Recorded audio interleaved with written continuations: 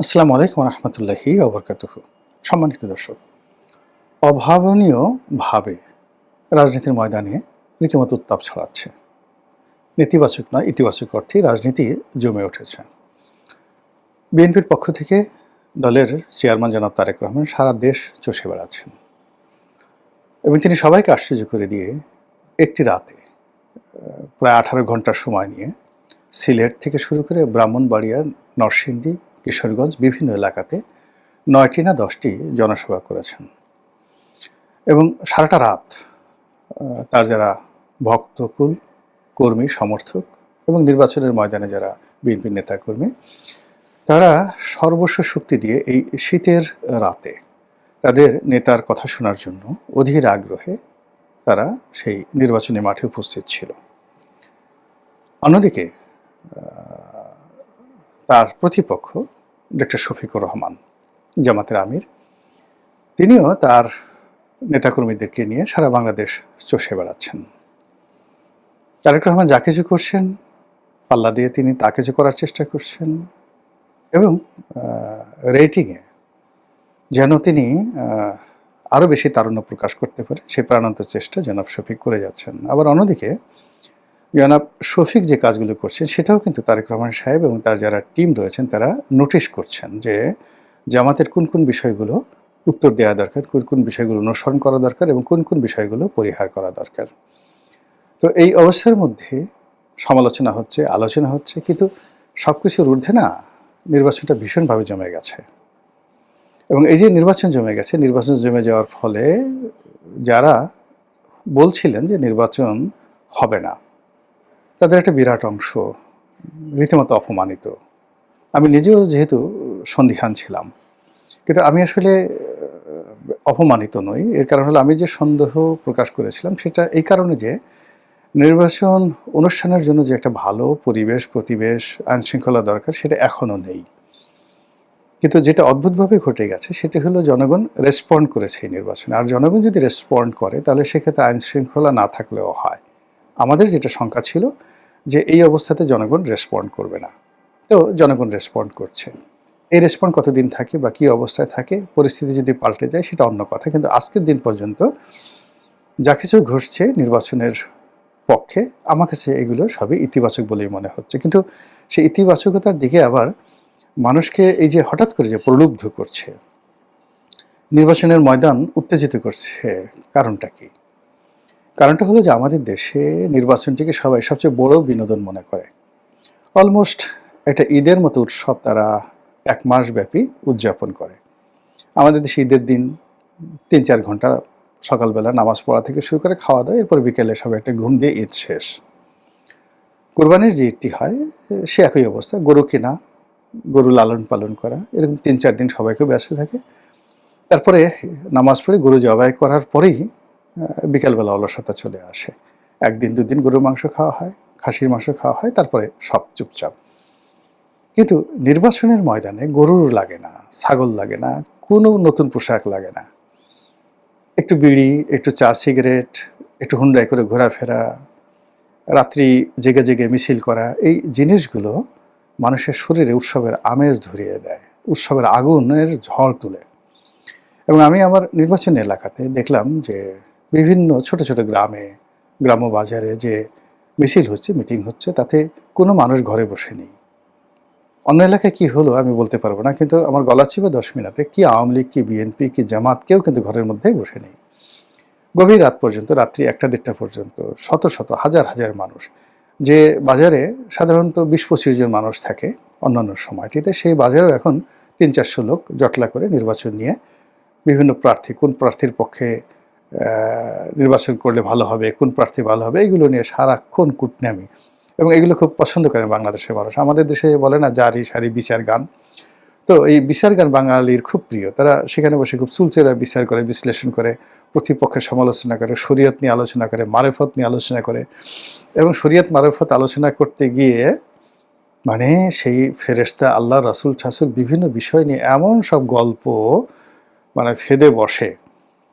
তো এটা আগে মানুষ খুব মজা করে শুনতো। এখন তো দেখেন এরকম একটা গল্প বলতে গিয়ে এক এরকম বাউল শিল্পী এখন রীতিমতো জেলে। তো এটা আমাদের একটা অভ্যাস। তো সেটাই এখন নির্বাচনের মাঠে চলছে। কে এমপি হলে ভালো হবে, কে এমপি হলে মন্ত্রী হবেন, কে মন্ত্রী হলে দেশের উন্নয়ন হবে, কার সঙ্গে কার কত ভালো সম্পর্ক, কার বংশ কী, মর্যাদা কী, এই জিনিসগুলো নিয়ে ভীষণ রকম আলাপ আলোচনা হচ্ছে। আর এই আলাপ আলোচনা করতে গিয়ে যে সকল কূটনামি হচ্ছে, প্রতিপক্ষকে ঘায়েল করার জন্য যে ধরনের হুমকি ধামকি হচ্ছে, কথাবার্তা বলা হচ্ছে, এগুলো মানুষ ভীষণ রকম যাকে বলা হয় উপভোগ করছে এবং এগুলো মানুষ পছন্দ করে। আমাদের দেশে নির্বাচনের এটা একটা ট্রেন্ড। তো সেই দিক থেকে গ্রাম অঞ্চলের প্রত্যেকটি পরতে পরতে, ইউনিয়নে, ওয়ার্ডে, শহরে, বন্দরে, গ্রামে, গঞ্জে যা কিছু হচ্ছে তা ছাপিয়ে বড় দুজন নেতা, সেটা হলো জামাতের আমির আর বিএনপির চেয়ারম্যান, দুজন পরস্পরকে লক্ষ্য করে বা এই দুজন তাদের প্রতিপক্ষ মানে বিএনপি জামাতকে লক্ষ্য করে, জামাত বিএনপিকে লক্ষ্য করে যে সকল কথাবার্তা বলছেন, সে সকল কথাবার্তা কিন্তু মানুষকে ভীষণ রকম আনন্দ দিচ্ছে, ভীষণ রকম আনন্দ দিচ্ছে এবং ইতিমধ্যে কয়েকটি বেশ মজাদার কথাবার্তা রীতিমতো ন্যারেটিভ আকারে চালু হয়ে গেছে। আর আমাদের সমাজে যুবকরা, তরুণরা যারা সাপোর্টার রয়েছেন, এখন ইদানিং এআই থেকে শুরু করে বিভিন্ন প্রযুক্তিতে এতটা আধুনিকতা তারা অর্জন করেছেন যে কোনো একটা নেতার কোনো একটা বক্তব্য দেওয়ার সঙ্গে সঙ্গে তারা এআই দিয়ে একটা ভিডিও তৈরি করে ফেলে, একটা অডিও ফুটেজ তৈরি করে ফেলে, একটা ন্যারেটিভ তৈরি করে ফেলে এবং এগুলো নিয়ে আবার যারা অবসর সময় মাঠে যেতে পারেন না, ফেসবুকে বসে বসে সারাক্ষণ ব্যস্ত থাকেন। এর মধ্যে জামাতের আমির, তিনি বয়স্ক মানুষ, মুরব্বী মানুষ, তো তিনি প্রতিপক্ষকে বলার চেষ্টা করছেন তারা বসন্তের কোকিল। তো বসন্তের কোকিল যে বসন্ত আসলে যেভাবে ডাকে, কু কু করে ডাকে, তো তিনি তার ওই পবিত্র জবান দিয়ে তিনি কু কু কু শব্দটা বলছেন, এটা লোকজন ভারী মজা পেয়েছে। তো তিনি এই কথা দ্বারা যেটা বোঝার চেষ্টা করেছেন, তারেক রহমান সাহেবকে টিপ্পনি কেটেছেন যে দেশে যখন বর্ষাকাল গেছে, মানে খারাপ সময় গেছে রাজনীতির, তখন তো তিনি লন্ডনে বসে থেকেছেন, বিপদের দিনে আসেননি, জামাতের আমিরের মতো জেলে যাননি, জামাতের আমিরের মতো কষ্ট করেননি। এখন নির্বাচনের মরশুম এসছে, ক্ষমতায় যাওয়ার একটা সুযোগ তৈরি হয়েছে, জোয়ার আসছে, আর সেই জোয়ারে পাল তোলার জন্য, হাল ধরার জন্য তিনি বাংলাদেশে এসেছেন। আর বাংলাদেশে এসে এখন তিনি কোকিলের কণ্ঠে কু কু কু কু করছেন। ভালো কথা। তো এই যে তিনি কুকু করছেন, সেটাকে আবার অনুকরণ করে ওই যে একটা গান আছে না, দুষ্টু কোকিল ডাকে রে কু কু কু, এরকম একটা গান আছে। তো পশ্চিমবঙ্গের যে নায়িকা, সেই নায়িকা প্রায় অর্ধুলঙ্গ পোশাক আশাক পরে, তার যে নিতম্ব এবং উরুসন্ধি এগুলো প্রদর্শনের জন্য সে বিভিন্ন রকম অঙ্গভঙ্গি করে যে নাচ করেছেন ওই দুষ্টু কোকিলের এই গানটি গেয়ে। তো এটার সঙ্গে জামাতের সেই বক্তব্যের একটা মিল ঘটিয়ে খ্যামটা নাচ দিয়ে বিভিন্ন তরুণ তরুণী নানা রকম ভিডিও রিল ছেড়ে দিয়েছে। ফলে দুষ্টু কোকিল এবং কোকিলের কুকু এখন নির্বাচনের ময়দানে বেশ আলোড়ন সৃষ্টি করেছে।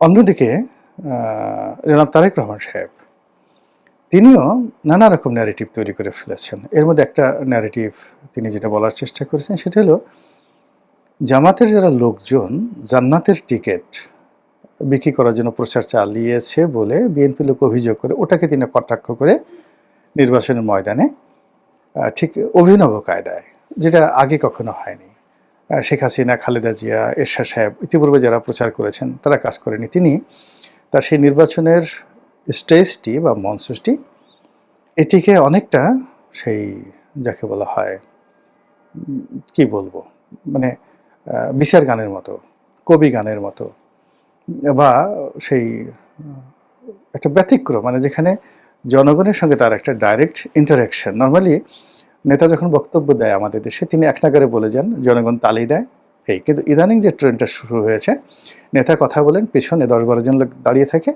নেতা যাই বলুন পেছনে বলে ঠিক ঠিক ঠিক ঠিক, মাশাল্লাহ মাশাল্লাহ। তো এটা যে লক্ষণ, জামাতি লক্ষণ, সেই জামাতি লক্ষণকে বিএনপি গ্রহণ করেছে, কিন্তু তারেক রহমান সাহেব আবার এই ঠিক ঠিকটা গ্রহণ করেননি।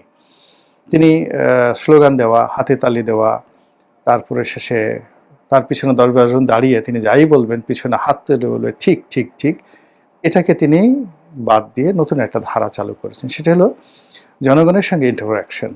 সেই ইন্টারাকশনে তিনি মঞ্চে দাঁড়িয়ে জনগণকে কিছু প্রশ্ন করছেন, জনগণ সমস্যার উত্তর দিচ্ছেন। আচ্ছা, আবার তিনি জনগণকে প্রশ্ন করার জন্য কাউকে কাউকে মঞ্চে ডেকে আনছেন ভেরি স্মার্টলি, এবং এটা বাংলাদেশের রাজনীতি একেবারে নতুন। এটা ভালো মন্দ, সফলতা ব্যর্থতা পরে দেখা যাবে, কিন্তু এই মুহূর্তে এটি নিদারুণভাবে তোলপাড় শুরু করেছে। তো এইভাবে তিনি মঞ্চে ডেকে আনেন, অনেকের কথা শুনেন, তার অভাব শুনেন, অভিযোগ শুনেন, এবং ইনস্ট্যান্টলি তিনি তার সিদ্ধান্ত দিয়ে দেন। আবার একই সঙ্গে অনেকের যে বক্তব্য, সেই বক্তব্য মাধ্যমে তিনি একটা ন্যারেটিভ তৈরি করার চেষ্টা করেন। তো সাম্প্রতিক সময় তিনি জামাতকে লক্ষ্য করে, জামাতের সেই জান্নাতের টিকিট এটাকে লক্ষ্য করে আকার ইঙ্গিতে যেটি বলার চেষ্টা করেছেন যে আপনারা জানেন, বলেন তো জান্নাতের মালিক কে? সবাই বলল আল্লাহ। এটা আপনিও বলবেন আল্লাহ, ভালো। জাহান্নামের মালিক কে? আল্লাহ। আচ্ছা, জাহান্নাম এবং জান্নাত মানুষকে যে দেবে, এটা কে সিদ্ধান্ত দেবেন? সবাই বলে যে আল্লাহ। আচ্ছা, যদি এই যে আল্লাহর যে সম্পদ, আল্লাহর যে এখতিয়ার, আল্লাহর যে মালিকানা, এটা যখন কোনো বান্দা এই কাজগুলো করে তখন তাকে কি বলা হয়? লোকজন বলে সেটাকে শিরক বলা হয়, অংশীদারিত্ব। অর্থাৎ আল্লাহ যেভাবে জান্নাত জাহান্নাম দিতে পারে, কোনো মানুষ যদি বলে আমিও জান্নাত জাহান্নাম দিতে পারি, তাহলে সে নিজেকে আল্লাহ দাবি করে বসলো। আর আল্লাহ দাবি করা মানেই তো শিরক। আর শিরক হলো এমন যেটা আল্লাহ রাব্বুল আলামিন কখনো ক্ষমা করেন না। তো জামাতের লোকজনই ওয়াজ করে বিভিন্ন সময় যেটা বলছে, যেমন সূরা আর রহমানে ওয়ালা তামশি ফিল আরদি মারহা ইন্নাল্লাহা লা ইউহিব্বু কুল্লা মুক্তালিন ফাকুর। তো ইয়া মাশারাল জিন্নি ওয়াল ইনস ইনিস্তাতুম আন তানফুযু মিন আকতারিস সামাওয়াতি ওয়াল আরদ ফানফুযু লা তানফুযুনা ইল্লা বিসুলতান। এই যে আয়াতগুলো রয়েছে বিভিন্ন সূরাতে, সূরা আর রহমান সহ অন্য সূরাতে, তো এইগুলো মূলত মানুষের যে দম্ভ এবং অহংকার, এই ব্যাপারে আল্লাহ রাব্বুল আলামিন সতর্কতা জারি করেছেন যে তোমার যে ক্ষমতা, সেই ক্ষমতা দিয়ে তুমি এই পৃথিবী যে ভূমি এটা ফাটিয়ে ফেলতে পারবে না, অথবা তুমি কোনো পাহাড় লাফ দিয়ে অতিক্রম করতে পারবে না। তো কাজেই বিনয়ী হও, স্বাভাবিক আচরণ করো। এইগুলো হলো মানুষের অহংকারকে দমন করার। আরেকটা যেটা ওই জামাতের যারা নেতৃবৃন্দ তারাই বিভিন্ন সময় ওয়াজ করেছেন, সেটা হলো হাদিসে কুদসি। মানে কিছু হাদিস আল্লাহর রাসূল সাল্লাল্লাহু আলাইহি ওয়াসাল্লাম বর্ণনা করেছেন, কিন্তু মূলত এগুলো স্বয়ং আল্লাহর কথা। এগুলোকে বলা হয় হাদিসে কুদসি। এরকম একটা হাদিস হলো যে অহংকার এটি আল্লাহর ইজাত অর্থ চাদর। আল্লাহ বলেন যে ব্যক্তি এই জমিনে অহংকার করে সে যেন আমার চাদর নিয়ে টানাটানি করে, আল্লাহর চাদর নিয়ে টানাটানি করে। এবং এই যে চাদর নিয়ে টানাটানি করে অহংকার করে, এই যে শিরক, এটাকে তারেক রহমান সাহেব ব্র্যান্ডিং করেছেন। ব্র্যান্ডিং করে তিনি বললেন যে এই কাজ যারা করে তারা কি? জনগণ বলল কাফের। এই তো মাঠ জমে গেছে।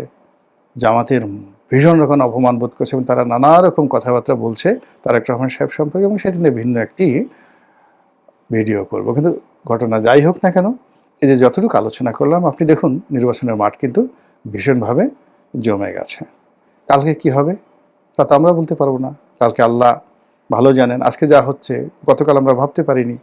তা আমরা এই যে আলোচনা করছি, আপনারা শুনছেন বা আমি বলছি, আমি বেসিক্যালি যেটি করার চেষ্টা করি সেটা হলো ডে টু ডে, মানে আজকের যে বিষয়গুলো রয়েছে সেই বিষয়গুলোর যে পর্যবেক্ষণ, অ্যানালাইসিস যেটিকে বলা হয়, সে অনুযায়ী যা কিছু চলছে এবং এটার ইতিবাচক নেতিবাচক দিক কী হতে পারে সেই বিষয়গুলো আপনাদেরকে বোঝানোর চেষ্টা করি। আল্লাহ ভুল ভ্রান্তি মাফ করুন, যা বলতে চাই তা বলার তৌফিক এনায়েত করুন। অমা তৌফিকি ইল্লা বিল্লাহ, আলাইহি তাওয়াক্কালতু ওয়া ইলাইহি উনীব।